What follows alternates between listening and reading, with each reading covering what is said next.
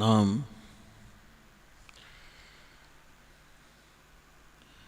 பதிலாக ஒன்றுக்கு பதிலாக இன்னொன்று என்கிற தலைப்பிலே தியானித்து வருகிறோம். ஆதியாகம புத்தகத்திலே தியானித்தோம், யாத்திராகம புத்தகத்திலே தியானித்தோம்.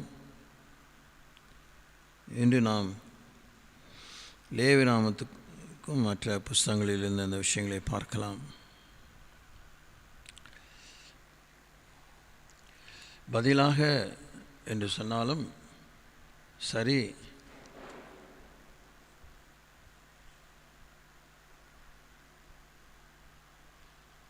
பார்க்கிலும் என்றாலும் சரி. 1 சாமுவேலின் புத்தகம் 15ஆம் அதிகாரம் 22-23 வாசித்து நாம் தியானத்துக்களை கடந்து போவோம். அதற்கு சாமுவேல், கர்த்தருடைய சத்தத்துக்கு கீழ்ப்படுகிறதை பார்க்கிலும் சர்வாங்க தகனங்களும் பலிகளும் கர்த்தருக்கு பிரியமாக இருக்குமோ? பலியை பார்க்கிலும் கீழ்ப்படுதலும் ஆட்டுக்கடாக்களின் இனத்தை பார்க்கிலும் செவி கொடுத்தலும் உத்தமம். ஸோ கண்டிப்பாக இதில் மாற்றுக்கருத்துக்கு இடமில்லை.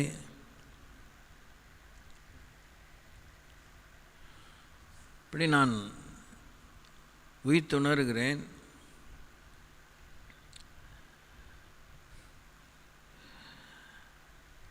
லூஸ் எண்ட்ஸ்ன்னு ஆங்கிலத்தில் சொல்லுவாங்க. அதுபோல் 1985 இன்னை வரைக்கும் பேசிகிட்டு இருக்கேன். இன்னை வரைக்கும் அது எப்படி நான் உங்களுக்கு சொல்கிறதுன்னா, ஒரு பண்டில் கட்டுறோம், கயிறாலே முடிச்சு போடுறோம். முடிச்சு போடும்போது 2 பக்கம் கொஞ்சோண்டு அந்த கயிறு இருக்கும். குறிப்பாக இடுப்பில் கட்டுற நம்முடைய உடுப்புகளில் நாடா வச்சு தைப்போம். நாடா கட்டுற மாதிரி உடுப்பு, நாடா எல்லாமே இன்றைக்கி வெல்க்ரா வந்துருச்சு, என்னென்னமோ வந்துச்சு. ஸோ அந்த எக்ஸாம்பிள் ஃபிட் ஆகாது.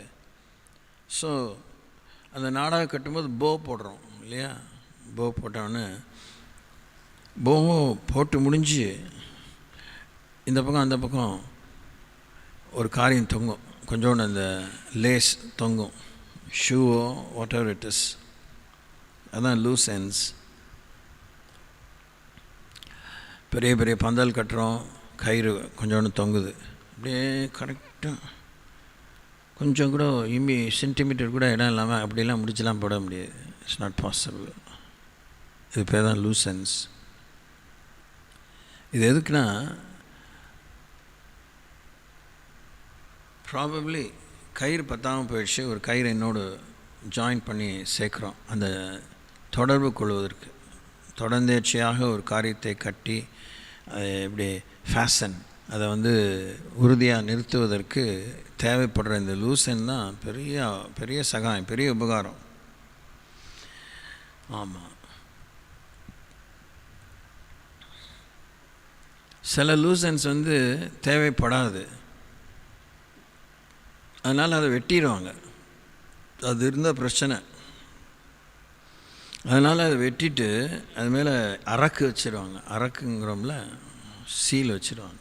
இல்லைன்னா அதை நெருப்பை வச்சு பொசுக்கிடுவாங்க. அப்படியே இட் வில் பிகம் டெட் எண்டுங்கிறாங்களே, இதுக்கு மேலே ஒன்றும் தொடர முடியாது. இதெல்லாம் நீங்கள் புரிஞ்சுக்கோங்க. சும்மா உட்காந்து இங்கே பெஞ்சை சூட ஏற்றுறதுக்கு புத்தியை மேய விட்டுட்டு கடைசியில் தவிக்கக்கூடிய காலத்தில் இருக்காதீங்க. ஒவ்வொருத்தருமே நீங்கள் தலை தப்பணும்.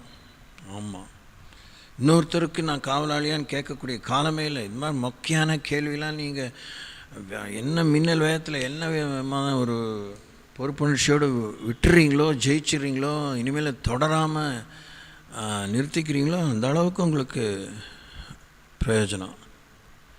அடுத்தவங்கள சேவ் பண்ணணும், அடுத்தவங்கள பெருசாக இருக்கணும், அப்படியே அதான் நினச்சி கடைசியில் உங்கள் பங்கை இழந்துடாமல் போயிடாதீங்க. உங்கள் பங்கை காத்துக்கிறேன்னு சொல்லிட்டு நீங்கள் மற்றவங்கள செய்ய வேண்டியது செய்யாமல் போயிடாதீங்க. ஒருத்தலாமிலும் வெந்தயத்திலும் சீரகத்திலும் தசமாக கொடுக்கணும். நீதி, நியாயம், இரக்கத்தை விட்டு விடாமல் இருக்கும். அதையும் செய்யணும், இதை விட்டு விடாமல் இருக்கணும். So you can't live a lopsided life.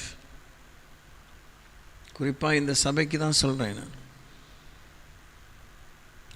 எவ்வளோ சீக்கிரம் ஆண்டவர் வரப்போகிறாரானாலும், எவ்வளோ தாமதமாக வரப்போகிறாரானாலும், இந்த சபைக்கு சொன்ன வார்த்தை இந்த சபைக்கு தான். பார்த்துக்கோங்க. வேறு மண்டையில் எனக்கு எதுவுமே இல்லை. ஐ ஆம் சிம்ப்ளி எப்படி தெரியுமா, எனக்கு விடுதலை தாங்க. எங்கேயாவது இந்த தாவீது ராஜா சொன்னவன் எங்கேயாவது ஓடி போய் நான் இளைப்பாறுதலை தேடட்டும் அப்படி நான் ஒன்றும் வெட்டி முறிக்கலை. அதையும் தான் உங்களுக்கு முன்னாடி நான் சொல்கிறதா நீங்கள் நினைக்கலாமா இருக்கும். நான் ப்ரைவேட்டாக ரூமில் சொல்கிறதையும் நானே சொல்லி என் காது கேட்க இங்கே வந்து சொல்கிறேன். இன்னும் ஆண்டருக்கான வெட்டி முறிச்சிடல இன்னும். அப்படிலாம் அதை நான் யாரோட ஒப்பிட்டும் கூட பார்க்கல. ஒப்பிட்டு பார்த்த காலங்கள்லாம் மறைஞ்சிட்டே இருக்குது. நேருக்கு நேராக அவர் எனக்கு முதலீடு செய்ததுக்கு நான் என்ன பலனை தந்திருக்கிறேன். அவரிடத்துல கணக்கு கேட்டால் என்ன சொல்ல போகிறேன்? உனக்கா நான் மரித்தேனே, எனக்கா என்ன செய்தா இப்படின்னு கேட்டால் என்ன சொல்ல போகிறேன்? What do I have to say? What do I have to give? இப்போது என்கிட்ட இப்போயும் வீடு கட்டி கொஞ்சம் சேவிங்ஸ் இருக்குது. I do have. That's really mercy of God. blessing தான். It's a mercy of God. ஆனால் நான் என்ன யோசிக்கிறேன் காலம் பூரா, கேஷ் ஆனால் கேஷ் வந்து கரெக்டாக புரிஞ்சிக்கிறதுக்கு ஒரு நல்ல குட் எக்ஸாம்பிள். கேஷ் மாத்திரம் பூதாரப்படுத்த விரும்பலை. That is not the only issue. எனக்கு கொடுத்த என் மேல் முதலீடு செய்த நேரம், கிருபைகள், இரக்கங்கள், பாராட்டின இரக்கங்கள், எனக்காக காண்பித்த நீடிய சாந்தம், பொறுமை, என்மேல் பாராட்டின அன்பு. நான் அன்பை வேத வசனத்தினுடைய முழு கோணத்திலும் அது ஒரு சக்கரமாக நான் பார்க்கிறேன். நம்முடைய இந்திய தேசிய கொடியில் இருக்கிற அசோக சக்கரத்தை போல, அசோக சக்கரமாக இல்லை, அசோக சக்கரத்தை போல பார்க்கிறேன். அது எசேக்கியேல் சொல்லப்பட்டிருக்கு. ஸோ ஒரு வீலில் பல ஸ்போக்ஸ் இருக்கிற மாதிரி எல்லா கோணத்திலும் தேவன் என் வாழ்வில் முதலீடு செய்ததை நான் எப்படி செலவழித்திருக்கிறேன், யாருக்கு செலவழித்திருக்கிறேன், தேவனுக்கு என்ன மகிமை வந்தது, தேவனுக்கு என்ன புகழ்ச்சி வந்தது, அது எனக்கு அவர்களை வளரும்படியாக எவ்வளோ பிரயோஜனமாக இருந்தது, எவ்வளோ பிரயோஜனப்படுத்தி கொண்டேன், எவ்வளோ விரயம் பண்ணினேன் என்பதை நான் தேவனுக்கு கணக்கு காமிக்க வேண்டும். எவ்வளோ தான் என்ஜாய் பண்ணாலும் என்ஜாய் பண்ணதுக்கும் கணக்கு காமிக்கணும். இப்போ ஃபார் அன் எக்ஸாம்பிள் மெனி இயர்ஸை நமக்கு கொஞ்சம் வசதி வர இருக்கிற வசதியிலும் செய்யாமல் இல்லை நம்ம. ஆனால் ரொம்பவே கடலில் பெருங்காயம் கரைச்ச மாதிரி இருந்துச்சு. இப்போயுமே நாம் செய்கிறது ஒன்றும் பெரிய வெட்டி முறிக்கிற ஒன்றும் காரியம் இல்லை. ஆனாலும் ஏழைகளுக்கு மற்றவங்களுக்கு இந்த ஊழியர்களுக்கெலாம் கொடுக்குறோம். அது எவ்வளோ பிரயோஜனமாக இருந்து எத்தனை பேர் பலன் அடைந்தார்கள், அதை நாம் எவ்வளோ நிறைய செய்ய முடிஞ்சு எவ்வளோ கொஞ்சம் செஞ்சோம், எவ்வளோ கொஞ்சத்துலேயும் மிகுந்த கொடிய தரித்திரத்துலேயும் நாம் என்ன ஆண்டவருக்காக பிரயோஜனமானோம். இதெல்லாம் வருது, கணக்குக்கு வருது. இதெல்லாம் இன்னொரு சபையோடு ஒப்பிட்ட இல்லை. ஒவ்வொரு குடும்பத்தும் தனி குடும்பம்தான். எல்லா குடும்பமும் சேர்ந்து ஒரு சபையாக இருந்தாலும், சரீரத்தில் அங்கமாக இருந்தாலும், தனித்தனியே ஆணும் பெண்ணுமாக ஒரு அங்கமாக இருக்கிறோம். தனித்தனியே ஒரு குடும்பமாக தேவனுடைய சபையில் அங்கமாக இருக்கிறோம். ஸோ கணக்கு ஒப்புவிப்பது என்பது நாம் ஒதுக்க முடியாத ஒரு விஷயம். தேவன் எவ்வளோ தான் அன்பு பாராட்டினாலும், எவ்வளோ தான் இரக்கமாக இருந்தாலும், நம்ம கடைசியில் கிறிஸ்தன் நியாயசனத்துக்கு முன்னாடி நிற்கிறதே ஒரு பாக்கியம்தான். அதுக்கப்புறம்லாம் ஒன்றும் ஆக்கினை தீர்ப்புங்கிறதே வாய்ப்பே இல்லை அக்கார்டிங் டு த பைபிள். ஆனாலும் கணக்கெலாம் கொடுக்காம அப்புறம் பரலோக எல்லைகளுக்குள்ளே நம்ம அது முடிஞ்சு தான் நடத்தப்படுவோம் என்பது வேத வசனத்திலேருந்து புரிந்து கொள்கிறேன். 2லேருந்து 1 போனால் 1ங்கிறத புரிந்து கொள்கிறேன். இந்த விஷயங்களில் இதுதான் சொல்ல வந்தது. இந்த மாதிரி விஷயங்களே தேவனுக்குமா நிற்கணும். ஏதோ இந்த ஓடி போகிற வாழ்க்கையில் ஏதோ முடிஞ்சு போச்சு, அதோட அப்பா மரணத்தை அப்படி நம்ம விரும்பக்கூடாது. நம்ம பொறுப்பை துறக்கிறதுக்காக சீசன் செத்துட்டான் நல்லது, எதாவது நடந்துட்டான் நல்லது, அது மேலே அப்படியே குண்டுகட்டாக பழிய போட்டுடலாம். ஆனால் ரொம்ப கரெக்டாக தான் இருந்துகிட்டே இருந்தேன், ஒன்றும் செய்ய முடியாமல் போயிடுச்சு, இன்னும் வாய்க்கல, அடைய வந்துட்டேன் அப்படின்லாம் சொல்ல முடியாது. We have to create opportunities. God already creates opportunities. ஒன்றுக்கு பதிலாக இன்னொன்று substitutory life, far and wide, to the point, பரவலாக குறிப்பாக ஒரு இலக்கை நோக்கிய விஷயத்தில் கிறிஸ்தவ வாழ்க்கையில் ஆண்டவர் அந்த ஒன்றை பார்க்கிலும் இன்னொன்று, ஒன்றை பார்க்கிலும் ஒன்றுக்கு பதிலாக இன்னொன்றுங்கிறத பிற்போக்கான நிதியிலே சப்பக்கட்டாக சாக்கு போக்காக சொல்கிறதுக்கு தேவன் அனுமதிக்கிறது இல்லை. முன்னேறுவதற்கான இன்னும் தரமிக்கவர்களாக அந்த கிறிஸ்துவ நிறைவான வளர்ச்சிக்கு தக்க பூர்ண புருஷத்துவத்தை அடைவதற்கு இதுவரைக்கும் பிரயோஜனம் இல்லாத விஷயங்களை ஒதுக்கிவிட்டு அதற்கு பதிலாக பிரயோஜனமாக இருக்கக்கூடியவை தேடுவதற்கான அறிவுரைக்கு ரொம்ப முக்கியம், ரொம்ப முக்கியம். அது ஒரு சூத்திரம் போல, it functions like a formula. துணுக்கு, நோ ஹாவ், அறிவுத்திறமை குறிப்பு. ஸோ இதில் வேதத்தில் யூஸ் பண்ண எல்லா பதிலாகவும் நான் உங்களுக்கு எடுத்து சொல்ல முடியாது. இந்த வீடு ஷிஃப்டிங்கில் என்னுடைய சொல் அகராதி எங்கே இருக்குன்னே தெரியல. இந்த மூட்டையெல்லாம் அவுக்கணுனாலே so scared kind of. Anyway இணையதளம் இருக்கிறது, அதில் வார்த்தைகளை அடிக்கும்போது அதனுடைய ரெஃபரன்சஸ் கிடைக்கிது, அதுதான் பெரிய பாக்கியம், உதவி. அப்படி பார்த்தாலே இது வரைக்கும் நம்ம கிட்டத்தட்ட ஒரு 13 to 14 ஸ்கிரிப்சர்ஸ் பார்த்துட்டோம். 2 புஸ்தகம் தான் கவர் பண்ணியிருக்கோம். அந்த தாற்பரியத்தை புரிந்து கொள்ளுங்க.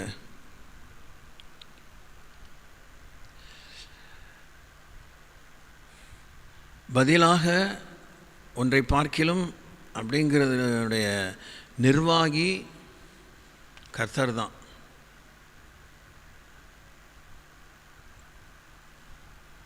நாம் தவறிக்கிட்டே இருக்கோங்கிறதுனால நியாயம் இல்லை. நாம் தவறிகிட்டே இருந்தோம், ஒன்றும் தீர்ப்பே உண்டாகலை, இன்னுமே நஷ்டம் ஏற்படலை, எதுவுமே விசாரணை இல்லைங்கிறதுனால அதெல்லாம் இனிமேல் கணக்குக்கு வராதுங்கிற அர்த்தம் இல்லை. ஸோ இந்த நினைவூட்டுதலை வாழ்விலே வைத்து கொண்டே தான் முன்னேறணும். லேவியராகமம் 27ஆம் அதிகாரம் 10ஆம் வசனம், book of Leviticus chapter 27 verse 10.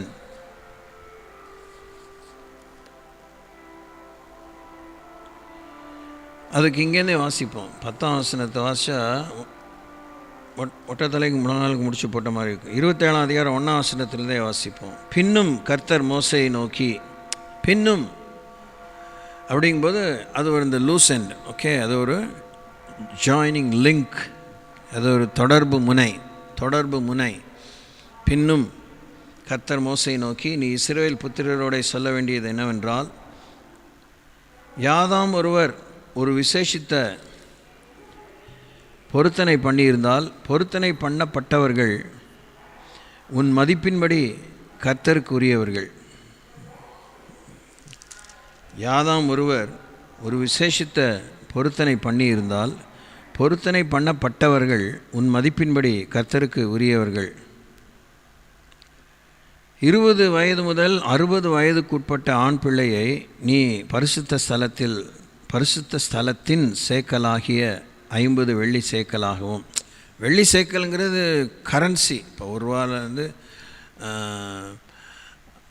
இப்போ மேக்சிமம் ரூபா ₹500 தான் நமக்கு. இப்போ 1000 போச்சு, 2000 போச்சு, 2000 எங்கே போச்சுன்னு தெரியல. ஸோ பொதுவாக கரன்சி தான். ஆனால் பரிசுத்த ஸ்தலத்தின் சேக்கலாகிய அப்படின்னா தேவனுடைய ஆலயத்துக்கு, வழிபாட்டு முறைக்கு, தேவனோடு வைத்து கொள்ளக்கூடிய வர்த்தகத்துக்கு, கொடுக்கல் வாங்கலுக்கு, எக்ஸ்சேஞ்சுக்கு, பண்டமாற்ற பரிமாற்றத்துக்கு தேவன் குறித்த எண்ணிக்கைக்குரிய சேக்கல்களை ஆண்டவர் கூறியிருக்கிறார். இல்லை தயவு செஞ்சு 5 பைசா குறைச்சிக்கோங்க, 5 ரூபா குறைச்சி. இந்த பேரம் பேசுகிறது புத்தி நம்ம வாழ்க்கையில் இந்த பேர் போகணும். ப்ரைஸ் தி லார்ட், ப்ரைஸ் தி லார்ட். பேரம் பேசுகிற புத்தி நம்ம வாழ்க்கையிலேருந்து போகணும். பரிசுத்தாவியானவர் பேசுகிறாரு, நல்லா காது கொடுத்து கேளுங்க.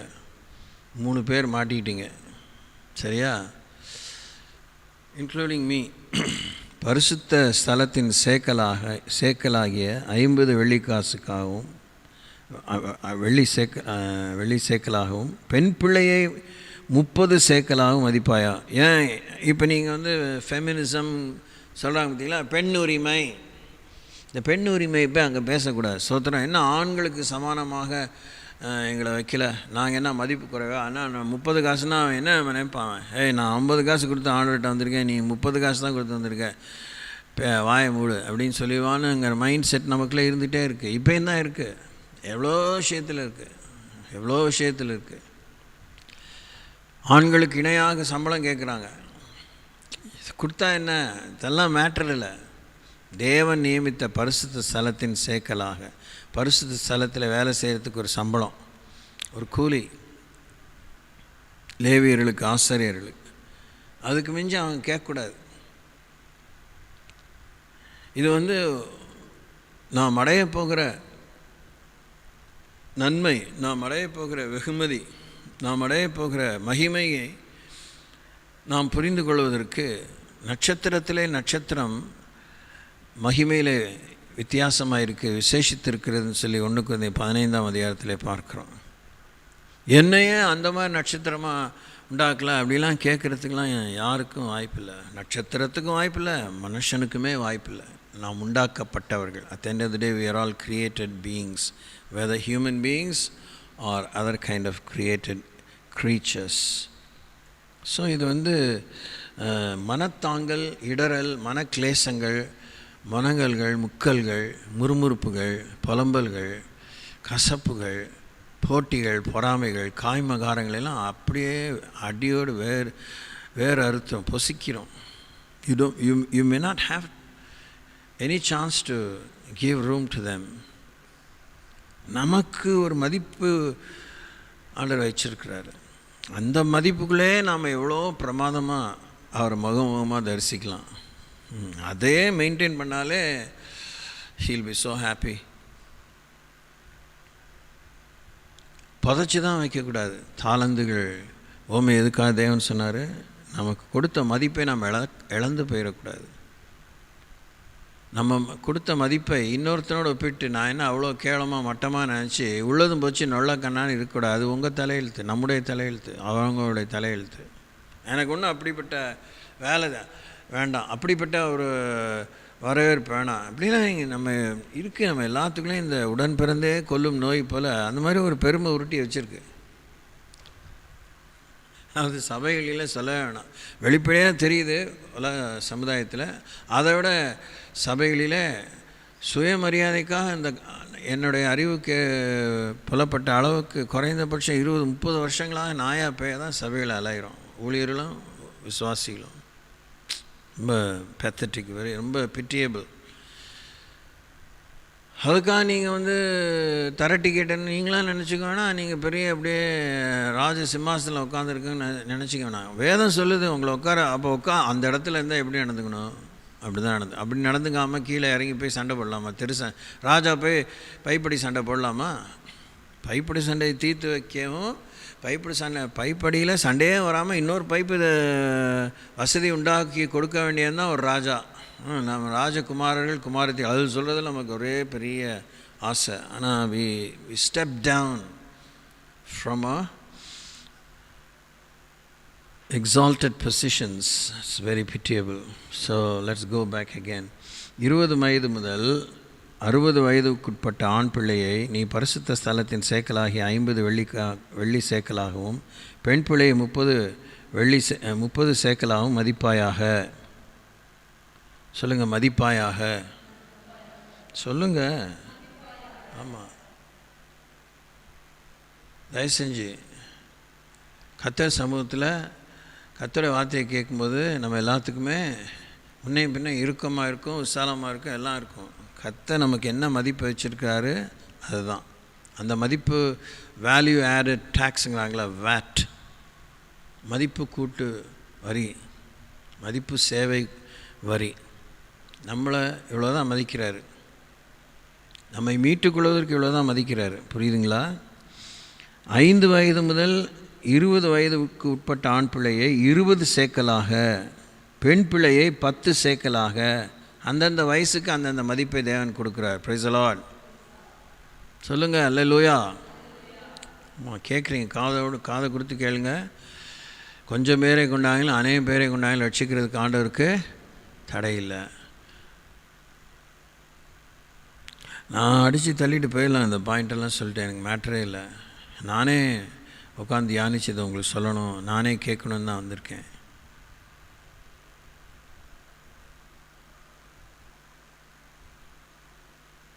நாம் தேவனுக்கும்பாக தேவன் நமக்கு கொடுத்த மதிப்பை இழந்து போகாமல் அவருக்கும்பாக உள்ள மதிப்போடு நிற்கிறதுக்கு ரொம்ப தலைப்புற விஷயம் இருக்குது. மதிப்பு கூடும்படியான அளவுக்கு இப்போ அந்த 60 வயசோ 20 வயசோ 30 வயசோ 10 வயசோ 5 வயசோ வளர்ச்சி இருக்குல்ல, அந்த வளர்ச்சியை ஆக ஆக காலம் ஆக ஆக மதிப்பு தானாகவே கூடுதில்ல. குறைந்தபட்சம் 10 இயர்ஸ் ஒரு ஃபேக்ட்ரியில் வேலை செஞ்சால் குறைந்தபட்சமான முதல் உயர்வு தராங்க, ப்ரமோஷன் தராங்க, இன்க்ரிமெண்ட் தராங்க, சம்பள உயர்வு தராங்க, அகவிலைப்படி தராங்க, அதை கூட்டுறாங்க, டிஎன்எஸ் அலவன்ஸ் சேர்த்துறாங்க. எல்லாம் இங்கேருந்து கற்றுக்கிட்டது தான். அவனுக்கு என்ன நம்ம தாராள மனமா? கிடையவே கிடையாது. So as we grow in Lord, we receive more respect, we receive more honor, we receive ஒவ்வொரு மதிப்பிலையும் ஒவ்வொரு பொறுப்பு இருக்குது. praise the Lord. நான் எவ்வளோ மதிப்பாக இருக்கணும் அவ்வளோக்கு எனக்கு பொறுப்பு இருக்குதுன்னு சொல்லுங்கள். நான் எவ்வளோ மதிக்கப்படுகிறேனோ அவ்வளோவுக்கு என் மேலே பொறுப்பு வைத்திருக்கிறார். ஆமாம், நீங்கள் பொறுப்பு இல்லாமல் நடந்துக்கிட்டு நீங்கள் வயசை பேசக்கூடாது, பொறுப்பு இல்லாமல் நடந்துக்கிட்டு படிப்பை பேசக்கூடாது, பொறுப்பு இல்லாமல் நடந்துக்கிட்டு உங்கள் வசதி துட்டுக்கிட்டு லொட்டுலொசுக்கு இதெல்லாம் சொல்லவே கூடாது. when you want honor, you have to learn to be responsible.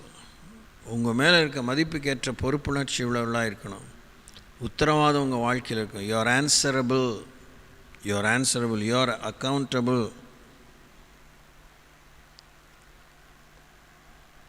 ஒரு மாதம் முதல் 5 வயதுக்குட்பட்ட ஆண் பிள்ளையை 5 வெள்ளி சேக்கலாகவும், பெண் பிள்ளையை 3 வெள்ளி சேக்கலாகவும், 60 வயது தொடங்கி அதற்கு மேற்பட்ட வயதுள்ள ஆண் பிள்ளையை 15 சேக்கலாகவும், பெண் பிள்ளையை 10 சேக்கலாகவும் மதிக்க கடவாய். உன் மதிப்பின்படி செலுத்தக்கூடாத தரித்திரனாக இருந்தால், இல்லையா சொல்லுங்கள். ஏன்னா நம்ம புத்திசாலிங்க இல்லையா, எனக்கு ஒன்றுமே இல்லை அப்படி கை வச்சிருவோம். சாமிக்கு தெரியுமா? தெரியும்.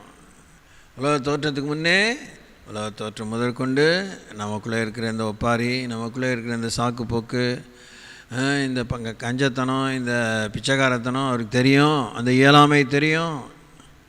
ஒவ்வொன்றையும் கரெக்டாக தான் உங்களுக்கு எனக்கு புரிஞ்ச அளவுக்கு சொல்கிறேன். பிச்சைக்காரத்தனம் வேறு, கஞ்சத்தனம் வேறு, இயலாமை வேறு. Praise the Lord. So he knows genuine condition, whether we are able or not. உன் மதிப்பின்படி செலுத்தக்கூடாத தரித்திரனாக இருந்தால் அவன் ஆசாரியனுக்குமாக வந்து நிற்க கடவன். ஆசாரியன் அவனை மதிப்பானாக. பொருத்தனை பண்ணினவுடைய திராணிக்கேற்றபடி ஆசாரியன் அவனை மதிக்க கடவன். ஒருவன் பொருத்தனை பண்ணினது கர்த்தருக்கு பலியிடப்படத்தக்க மிருக ஜீவனானால் அவன் கர்த்தருக்கு கொடுக்கிற அப்படிப்பட்டதெல்லாம் பரிசுத்தமாக இருப்பதாக. What a beautiful verse. ஒருவன் பொருத்தனை பண்ணினது கர்த்தருக்கு பலியிடப்படத்தக்க மிருக ஜீவனானால் அவன் கர்த்தருக்கு கொடுக்கிற அப்படிப்பட்டதெல்லாம் பரிசுத்தமாக இருப்பதாக. Price the Lord. இப்போ இயேசுனுடைய தாயாகிய மரியாளும் யோசேப்புக்கும் பண வசதி கிடையாது. பண வசதி கிடையாதுன்னா அவங்க கோயில் வாசலில் பிச்சை எடுக்கிற அலங்கார வாசலில் உட்காந்து அலங்கோலமான ஒருத்தனை போல், சப்பானியை போல் இல்லை. ஆனால் அவங்களால புறா குஞ்சு கொடுக்க முடியும். புறா குஞ்சை கொண்டு வந்தாங்க. தோத்திரம். Price the Lord. கர்த்தருடைய சமூகத்துக்கு வரும்போது வெறுங்கையாக வரக்கூடாதுங்கிறது பிரமாணம்.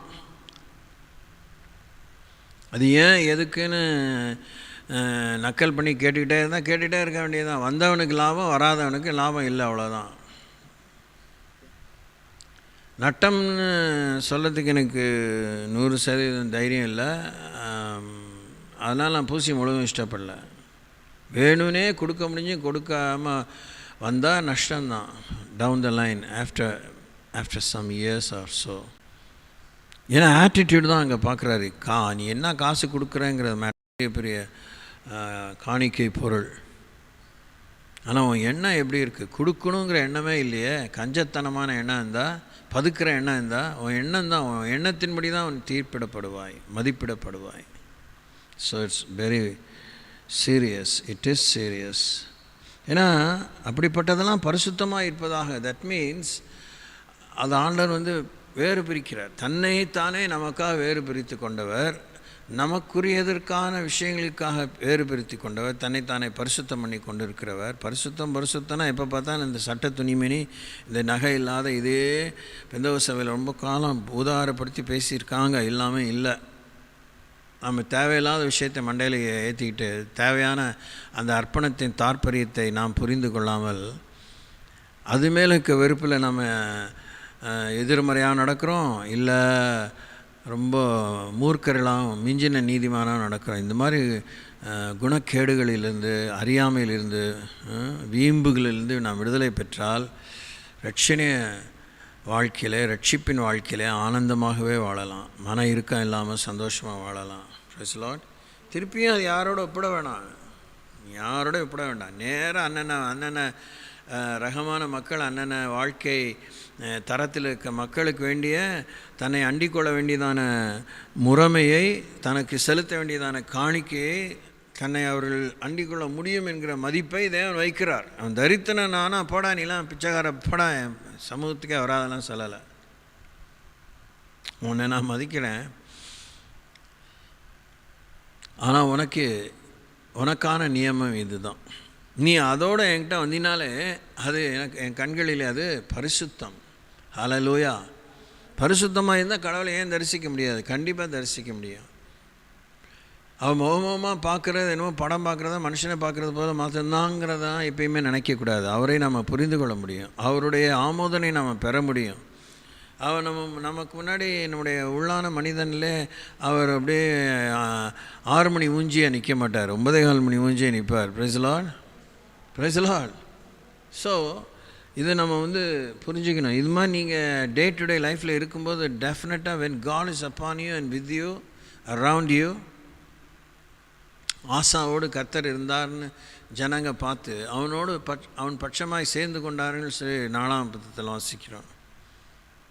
கர்த்தர் நமக்கு பட்சத்தில் இருந்தால் நமக்கு விரோதியாக இருப்பவன் யார்? அதை மாற்றாமல், இப்போ 10ஆம் வசனம், அதை மாற்றாமலும் வேறுபடுத்தாமலும் இருப்பானாக. இழப்பமானதற்கு பதிலாக நலமானதையும், நலமானதற்கு பதிலாக இழப்பமானதையும் செலுத்தாமல் இருப்பானாக. அவன் மிருகத்துக்கு பதிலாக மிருகத்தை மாற்றி கொடுப்பானாகில் அப்பொழுது அதுவும் அதற்கு பதிலாக கொடுத்ததும் பரிசுத்தமாக இருப்பதாக. அது கர்த்தருக்கு பலியிடப்படத்தகாத சுத்தமல்லாத யாதொரு மிருகமானால் அதை ஆசாரியன் முன்பாக நிறுத்த கடவன். ஆசாரியன் அது நல்லதானாலும் இழப்பமானதானாலும் அதை மதிப்பானாக. உன் மதிப்பின்படியே இருக்க கடவது.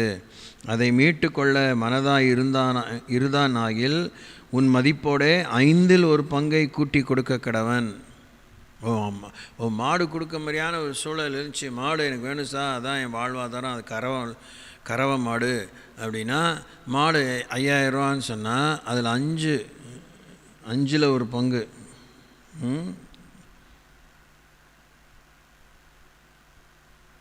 கொடுப்பான். அது பலியிட அதை 13ஆம் வசனம், அதை மீட்டுக்கொள்ள மனதாக இருந்தானாகில் உன் மதிப்போடே 5இல் ஒரு பங்கை கூட்டி கொடுக்க கடவன்.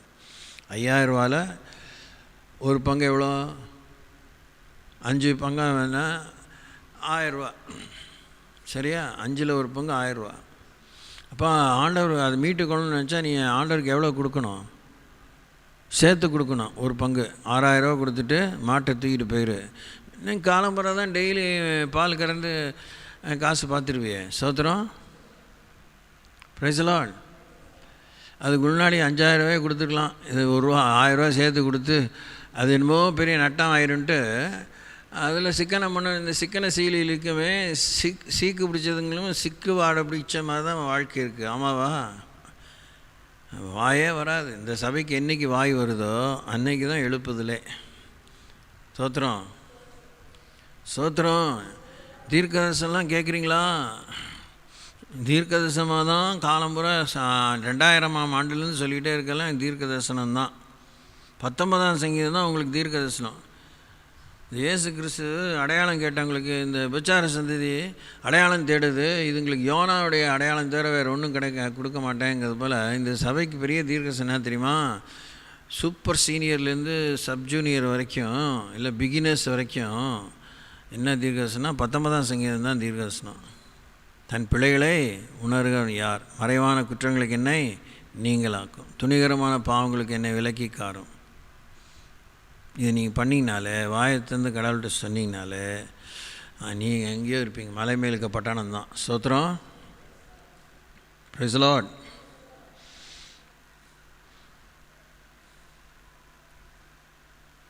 ஒருவன் தன் வீட்டை கர்த்தருக்கு பரிசுத்தம் என்று நேர்ந்து கொண்டால் ஆசாரியன் அதில் நலத்துக்கும் இழப்பத்துக்கும் தக்கதாக அதை மதிப்பிட கடவன். ஆசாரியன் மதிக்கிறபடி அது இருக்க கடவுது.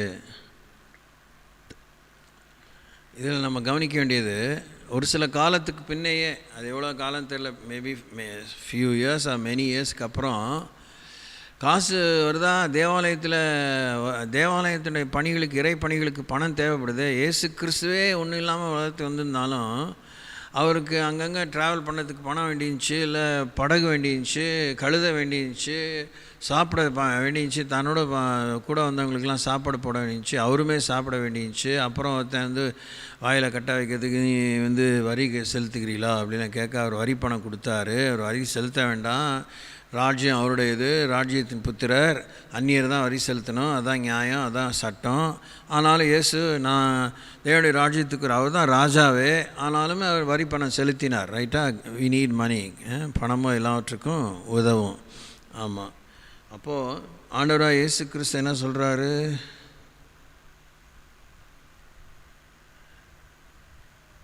அவங்களுக்கும் எனக்கும், உனக்கும் எனக்கு சேர்த்து வரி செலுத்திடு. இப்படி யாருக்கு முன்னாடி நம்ம இடரலாக இருக்க வேண்டாம், முன்மாதிரியாக இருப்போம் அப்படின்னு ஆண்டவர் சொல்லதை பார்க்குறோம். ஊழலுக்கு தான் சொல்ல வந்தேன். அப்போது பணங்காசு ஈடுபாடாக இருக்குது. அது என்ன ஆயிடுச்சுன்னா, தேவாலயத்தை முழுக்கவே வியாபார ஸ்தலமாக மாற்றிட்டாங்க. அதனால தான் என்னுடைய ஜெப வீட்டை நீங்கள் கள்ளர் குகையை ஆக்கினீர்களே என்று ஆண்டவர் வைராக்கியை கொண்டு அவர்களை விரட்டுகிறதை நாம் பார்க்கிறோம்.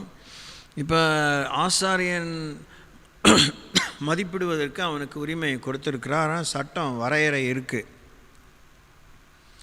இன்னொரு உவமையை கூட இயேசு சொன்னார். ஒருத்தன் கடன் பட்டான், 2 பேர் கடன் பட்டாங்க. ஒருத்தன் ஜாஸ்தி கடன் பட்டான், ஒருத்தன் கம்மி கடன் பட்டான். ஜாஸ்தி கடன் பட்டானே எஜமான் மன்னிச்சிட்டான். நீ அது மாதிரி மற்றவங்களுக்கு நன்மை செய்ய அப்படின்னு சொல்லி வேறு அனுப்புகிறான். அந்த உவமையில் அவன் வழியில் போகும்போது அவன்கிட்ட கடன்பட்ட அவனுக்கு கீழே இருந்தவன் கழுத்தை நெரிச்சு ஒப்பியே குடுறா அப்படிங்கிறான். நான் உனக்கு தயை பாராட்டணுமா, நீ தயை பாராட்ட வேண்டாமா, நீ இப்படி நடந்து கொண்டதுனால எல்லாத்தையும் செலுத்தி தீர்மட்டும், நீ போய் ஜெயிலில் ஆண்டு சொல்கிறத பார்க்குறோம். ஊழல். அவன் அந்த நேரத்தில் அவன் என்ன இன்னொரு உண்மையை சொல்கிறான். எஜமான் கணக்கு ஒப்பிக்க சொல்கிறான். அந்த சமயத்தில் 50 குடம் கடன் படுறான், அதை 5 குடம் எழுதுரு அப்படின்னு சொல்கிறான். இவன் புத்திமானாக நடந்து கொண்டான்னு ஆண்டவர் சொல்கிறாரு. அதெல்லாம் நிறுத்தி நிதானமாக மறுபடியும் பல கோணத்தில் வாசித்தா தான் அதனுடைய முழு சௌகரியமான சுகமான உபதேசம் புரியும். ஜாக்கிரதையாக இருங்க. ஊர் உலகத்தில் பேசுகிற மாதிரி, ஊர் உலகத்தில் நடக்கிற மாதிரி, சபைகளில் நடக்கிற மாதிரி, சபை நிர்வாகத்தில் நடக்கிற மாதிரி, கேள்விப்படுற மாதிரி, இன்றைக்கெலாம் ஆஸ் ஆன் டேட் யூடியூப்பில் ட்ரோலிங் பண்ணுற மாதிரி, கேவலப்படுத்துகிற மாதிரி, in terms of cash kind relationships, இதில் எல்லாம் எவ்வளோ சமரசங்கள் இருக்குது. Lots of compromises. கண்டிப்பாக இது நியாய தீர்ப்பு நாளில் ரிஃப்ளெக்ட் ஆகும். இங்கே எவ்வளோ வேணால் மனித நேயம், அந்த நேயம், இந்த நேயம் எல்லாம் பேசிக்கலாம். இயேசு இருந்தால் அப்படி நேசிப்பாராக்கும் சேர்த்துக்குவாராக்கும் அப்படிலாம் நீங்கள் இயேசுக்கே புத்தி சொல்லிலாம் சபையெல்லாம் நடக்குது, ரைட்டு. அதனால் யாரையும் ஒதுக்க வேணாம், சேர்க்க வேணாம். ஆனால் துணிகரமாக நடந்துங்கிறவங்களுக்கு ஆண்டவர் விட்டுறாரு. அவர் கணக்கு கேட்கும்போது கேட்பார். சோத்திரம். அதுதான் சமீபத்தில் ஆராய்ந்து பார்க்கும்போது பகீர் தான் இருந்துச்சு. நான் சத்தியத்தை சொன்னதுனால சபையில் சூப்பர் டூப்பர் நம்பர் 1 சத்துரு நான் தான். அதனால் ஒன்றும் பிரச்சனை இல்லை.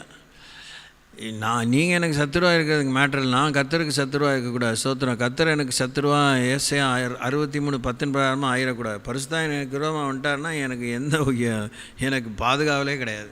இம்மையிலும் கிடையாது, மறுமையிலும் கிடையாது. இதெல்லாம் எல்லாருமே கேட்டுக்கோங்க.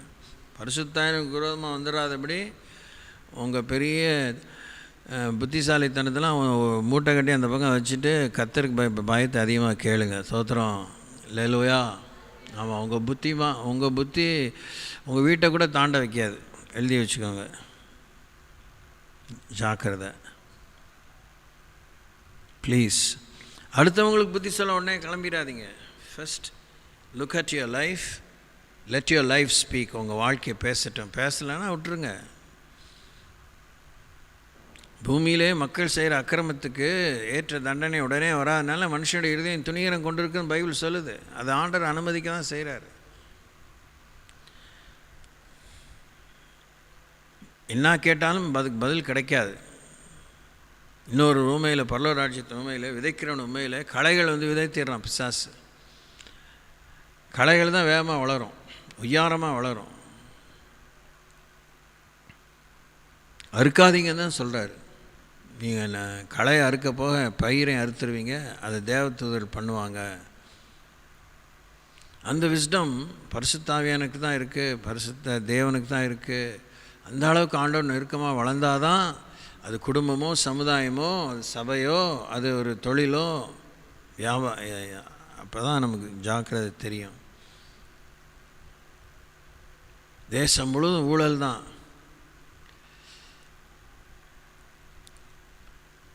சபைகளிலும் அப்படி தான் வருது. இதை தான் தேவன் சுத்திகரிப்பார். He does the right thing. He does the right thing with the right person, the right time. ஆனானப்பட்ட இந்த சர்வஞானியான இயேசுக்கு 12 பேர் தான் தெரிஞ்சுட்டான். அதில் ஒருத்தன் கழுத்தறுக்கிறவனா இருந்தானே, ஒருத்தன் மறுதளிக்கிறான் தான், ஒருத்தன் காட்டி கொடுக்குறானா இருந்தானே. இன்னும் 2 பேர் நான் ரைட்டு நான் லெஃப்ட்டுன்னு தான். இன்னும் மற்றவங்களாம் நான் தான் முந்தி நான் தான் பிந்தி, எனக்கு என்ன கிடைக்கும் உனக்கு என்ன கிடைக்குன்னு கடைசியில் எல்லாம் அந்த கோரஸுக்கு வந்துட்டானுங்க. எல்லாத்தையும் விட்டுட்டு வந்தோமே எங்களுக்கு என்ன கிடைக்கும். ஸோ இன்றைய காலம் எப்படி இருக்குது, இந்த காலம் எப்படி முடிய போகுது. எல்லாத்தையும் விட்டுட்டா எதாவது கிடைக்கணும்னு தான் வந்திருக்கோம். நம்ம கொடுக்கணும்னு வரல. நம்ம கொடுக்க முடியாது, நம்மக்கிட்ட ஒன்றும் இல்லைங்கிறனால தான் நமக்கு ரட்சிப்பை கொடுக்கும்போதே 8 விதமான ஆசீர்வாதத்தை கொடுத்துட்றாரு. அது இது வரைக்கும் நம்ம கண்ணுக்கு தெரியவே இல்லை. நமக்கு ரட்சிக்கப்படும் போது பாவதோஷமே முழுசாக போடுறதுக்கு நம்ம சந்தோஷமாக இல்லை, அதில் கவனமாக இல்லை. அது இல்லாமல் நம்ம வியாதி போனது மாத்திரம் கொஞ்சம் சந்தோஷமாக இருக்கும். மற்ற விஷயத்தில் நம்ம ரட்சிப்பின் முழுமையை, ரட்சிப்பின் விரிவை, ஆழம் நீளம் அகலம் உயரத்தை நாம் கவனம் செலுத்தி பார்த்து நன்றியை செலுத்துவதற்கு நமக்கு மனமில்லை. இந்த 3 பேர் தான் கேட்குறீங்க. உங்கள் மூலமாக எத்தனை பேர் பாதிக்கப்படணும் ஆசீர்வாதமாக அப்படிங்கிறதுக்கு நீங்கள் தான் இதை கேட்டு பலமடையணும்.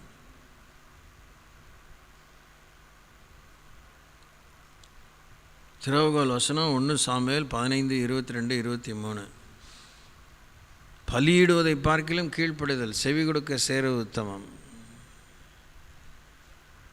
ஆமாம். இப்போ இந்த இடத்துல லேவிராமத்தில் இவ்வளோ எக்ஸ்ப்ளனேஷன் ஆண்டவர் கொடுத்துருக்கிறார். அந்த ஒரு வசனமே போதும். அந்த ஹோல் சாப்டரில் வாசிக்கிறோம். 8ஆம் புத்தகத்துக்கு செல்வோம். 3ஆம் அதிகாரம் 41ஆம் வசனம் 45ஆம் வசனம். Book of Numbers chapter 3 verses 41 and 45. அப்போ நம்ம இங்கேருந்து வாசித்தா அதோடைய காரியம் நமக்கு புரியும்.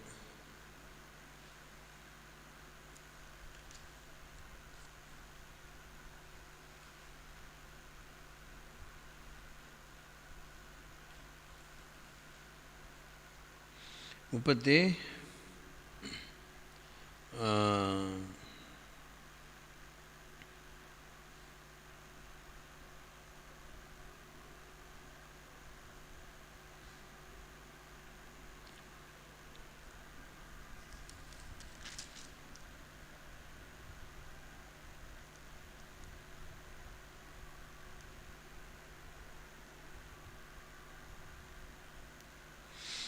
இங்கே முற்பகுதியில் 2 வசனங்களை வாசிச்சுட்டு 39 வாசிப்போம்.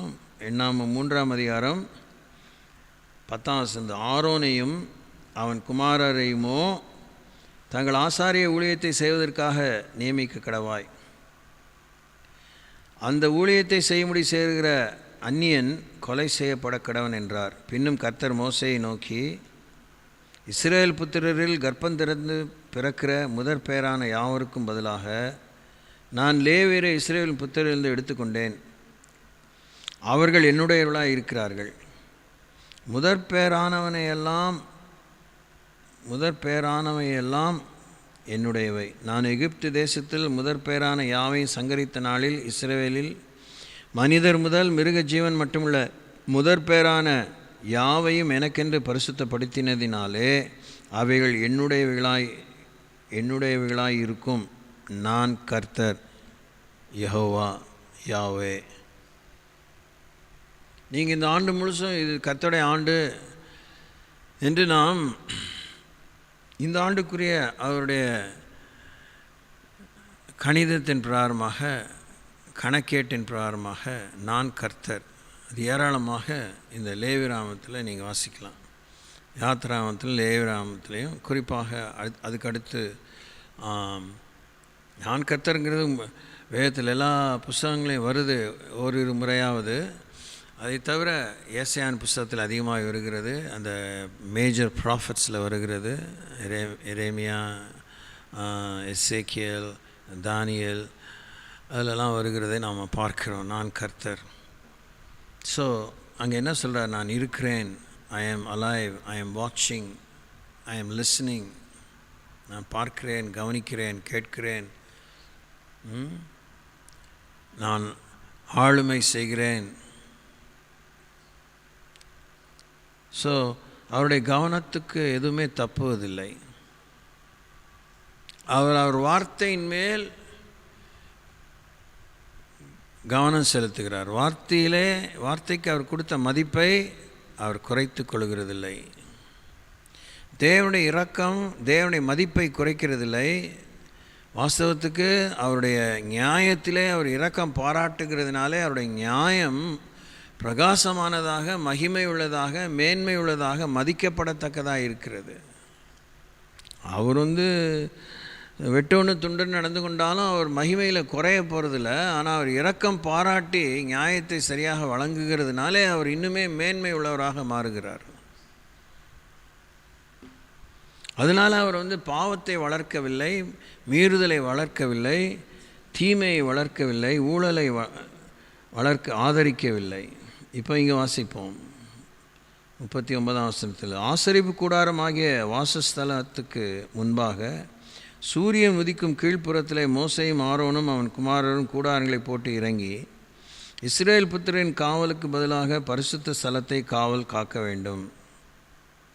அவங்க என்ன பண்ணணும்? அவங்க குமாரர் கூடாரங்களை போட்டு இறங்கி இஸ்ரவேல் புத்திரரின் காவலுக்கு பதிலாக பரிசுத்த ஸ்தலத்தை காவல் காக்க வேண்டும். வாசஸ்தலத்தில் சேருகிற அந்நியன் கொலை செய்யப்பட கடவன். மோசேயும் ஆரோனும் கர்த்தருடைய வாக்கின்படி லேவியரில் 1 மாதம் முதல் அதற்கு மேற்பட்ட வயதுள்ள ஆண் பிள்ளைகளை எல்லாம் அவருடைய வம்சங்களின்படியே எண்ணினார்கள். அவர்கள் 22,000 பேராக இருந்தார்கள். அதன் பின்பு கர்த்தர் மோசேயை நோக்கி, நீ இஸ்ரவேல் புத்திரரில் 1 மாதம் முதல் அதற்கு மேற்பட்ட வயதுள்ள முதற் பேரான ஆண் பிள்ளைகளை எல்லாம் எண்ணி 1 மாதத்திற்கு மேலிருந்தே என்றார்.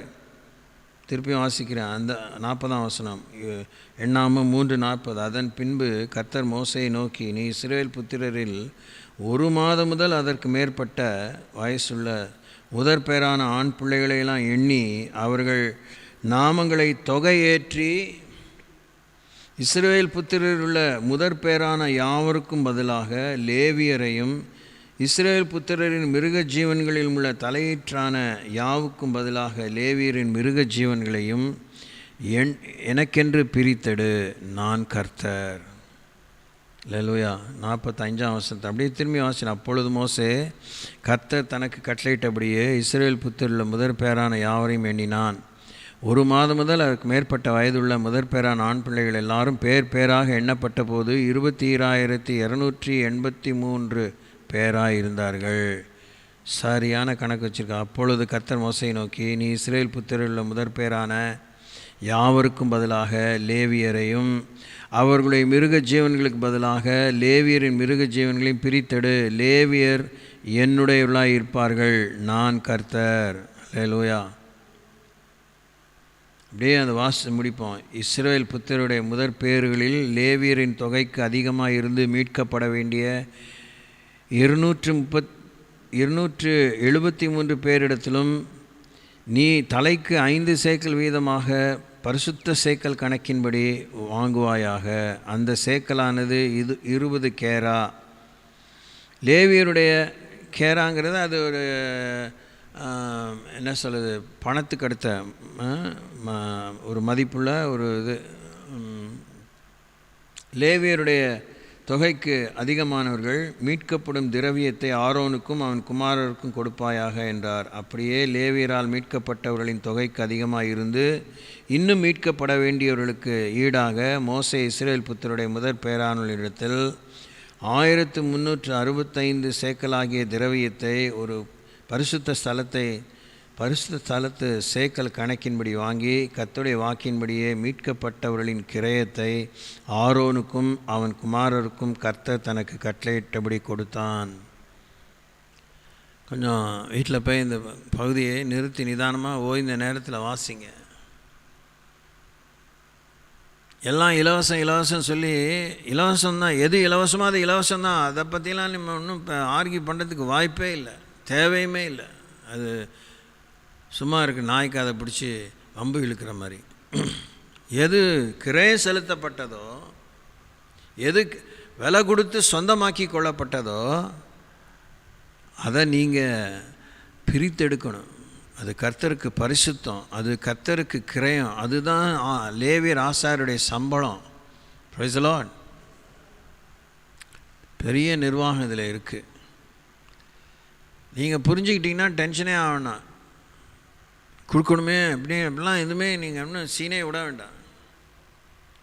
தரித்திரன் சொல்லப்படுகிறவனுக்கும் அவனுக்கு முடிந்ததை அவன் கர்த்தருக்கு கொடுத்து அந்த பொருத்தனை நிறைவேற்றி அந்த தரத்திலே அந்த மதிப்பிலே அவன் நிற்கும்படி தேவன் அனுகிரகிக்கிறார். ஏன் சபைகளிலே குழப்பம், தேவ பிள்ளைகளுக்குள்ளே குழப்பம், ஊழியர்களுக்குள்ளே குழப்பம், ஏன் சபை பிரிவுகள் எல்லாம் தாந்தோண்டித்தனம் தான், சுயநலம்தான், பண ஆசை தான், பதவி ஆசை தான், தப்பு கணக்கு தான், குறுக்கு வழியில் சம்பாதிக்கணும், சீக்கிரம் பணக்காரனும், திடீர் பணக்காரன் ஆகணும் அப்படிலாம் உலகத்தில் நினைக்க, திடீர் மதிப்பு வந்துடணும். நான் என்ன இந்த ஊரில் இருக்கிறத எவனுக்குமே தெரியலையா, நான் இருக்கிறேங்கிறது எல்லாருக்கும் தெரிகிற மாதிரி ஏதாவது செய்யணும்னு அவனுக்கே திடீர்னு தோணும். யாரோ போட்டு விட்டதாக தான் இருக்கணும்னு அவசியம் இல்லை. இதெல்லாம் நமக்கு தேவையில்லை. கடவுள் நம்ம மேலே மதிப்பு வச்சுருக்காரு. Praise the lord. அல்லேலூயா.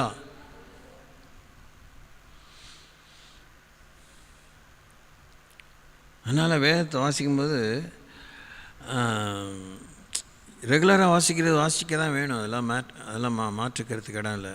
என்னைக்காச்சும் ஏதாவது ஒரு முறை அர்த்தம் புரிகிற மாதிரி படிங்க. அப்போ படன்னு வாசிக்க முடியாது. உட்காந்து வாசிங்க, பேசுங்க, எனக்கு சொல்லித்தாங்க. அந்த பொது வாழ்க்கையை யோசித்து பாருங்கள். இன்றைக்கி இருக்கிற அறிவு பெருத்த காலத்தை உங்கள் வாழ்க்கையை யோசித்து பாருங்கள்.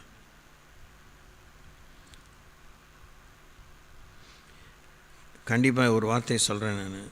கர்த்தர் யாரையும் இன்னொருத்தருக்கு பதிலாக அதிகமாக நேசிக்கிறது இல்லை. எல்லாரையும் சரிசமமாக நேசிக்கிறார். நமக்கு கண்ணுக்கு மாத்திரம்தான் அப்படி தெரியுது, இவனை ரொம்ப நேசிக்கிறாரு, அவனை ரொம்ப நேசிக்கிறாரு அப்படின்னு.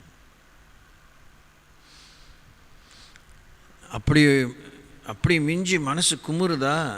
அவன் 50 சேக்கல், நான் 10 சேக்கல் மண்டையில் ஏற்றிக்கணும். தோத்திரம். நீ ரொம்ப நேசிக்கணும் அலைரியா ஒத்த காலில் 50 சேக்கல் கொடுத்துரு, தோத்திரம். மீதி 40 சேக்கல் சேர்த்து கொடுத்துரு, உன்னை நேசிப்பார். அப்படின்னா தான். Price the Lord. வெளியில் கோபத்தையும் காமிக்க முடியல, உள்ளே வச்சுக்க முடியல. என்ன பண்ணுறது? ஒன்றும் பண்ண முடியாது. வசனத்துக்கு தான் ஒப்பு கொடுக்கணும், வேறு ஒன்றும் இல்லை. இந்த சபை நிறுவனம் இதெல்லாம் பார்த்து நீங்களாம் ஏமாந்துலாம் போகாதீங்க. நான் இங்கே ஏமாத்துகிற மாதிரி இல்லை.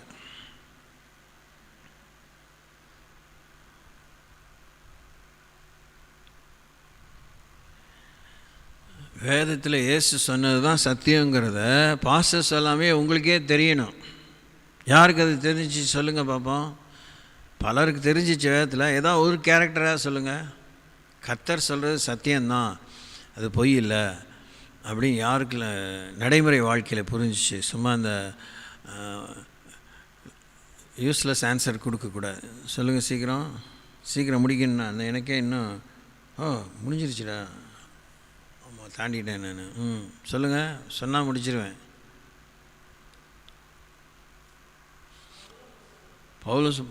பவுல பசங்க என்ன தெரிஞ்சு அவர் சொல்கிறது சத்தியம்னு?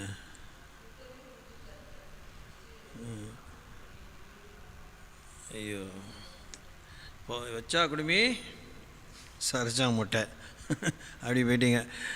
ரொம்ப சாதாரணமாக பாமரர்கள், சாமானியனுக்கு இயேசு சொல்கிறது சத்தியம்னு எத்தனை பேருக்கு புரிஞ்சு அதில் ஒருத்தர் சொல்லுங்க. அதை நீங்கள் லேடிஸ் தான் 3 பேருமே, நீங்கள் தான் மெஜாரிட்டி. எந்த லேடிக்கு புரிஞ்சிச்சு இயேசு சொல்கிறது சத்தியம்னு? Very good, wonderful. சமாரிய ஸ்திரீக்கு புரிஞ்சிச்சு. ஏன்? அவன் உள்ளத்தில் இருக்கிறதெல்லாம் இவர் சொன்னார். இவரை நான் தீர்க்கதரிசி என்று காண்கிறேன். ஸோ இயேசு சொல்கிறது சத்தியம்னு நமக்கு தெரியணும், நமக்கே தெரியும். நமக்குள்ள பாவிகளுக்கு தான் சத்தியம் உண்மையாக புரியும். பரிசுத்தவான்களுக்கு சத்தியம் புரிகிறது கொஞ்சம் கஷ்டம்தான். ஏன் சபைக்கு புரிய மாட்டேங்குது? ரட்சிக்கப்பட்டு ஞானஸ்தானம் வாங்கினவங்களுக்கு ஞானஸ்தானம் வாங்கின ஒரு தான் எல்லாமே நச்சுன்னு புரியணும். ஆனால் அவங்களுக்கு தான் புரியாமல் போயிடுது. உள்ளே வராங்களாம் பூமி மாதிரி தலையாட்டுறாங்க. ஆமாம் பாஸ்டர்னு. இப்போ சொன்ன இந்த 6 ஆமாம் சாமி இருக்குது பாருங்கள். இன்னும் 6 மாதத்துக்குள்ளே இது என்ன சாமின்னு கேட்டுட்ருக்கோம். வியாழக்கிழமைக்கு பிற்பாடு உடனே ராத்திரிக்குள்ளே என்ன சாமின்னு கேட்க ஆரம்பிச்சிருமான்னு ஆச்சரியப்படுறதுக்கு இல்லை. இது மாதிரி நிறைய என்ன சாமிங்கன்னு இருக்குதுங்களா? அதுக்கும் சத்தம் இருக்காது.